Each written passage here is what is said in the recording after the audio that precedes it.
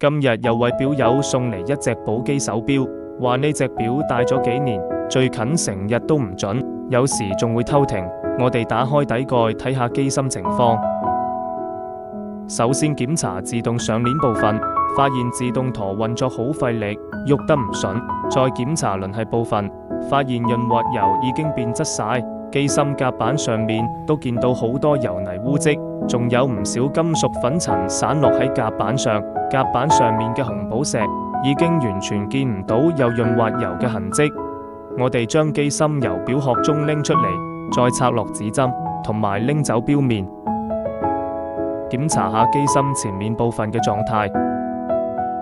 再深入檢查擒縱系統嗰邊。呢啲問題都係造成手錶走時唔準其中一個主要原因。拎走調和夾板之後，唔焊嘅原因基本揾到啦。喺調夾板上面，調和牆位嚴重缺油，導致出現咗大量金屬碎屑同油泥，有啲油泥黐得好實，黐喺機芯夾板上面，連帶鋼輪嗰度都積咗一層厚厚嘅油泥同污漬。繼續檢查輪繫部分，將所有零件拆晒出嚟，擺入洗錶油入面浸，之後逐件手工清洗，將啲污漬洗到乾乾淨淨，洗完之後晾乾，準備後續組裝。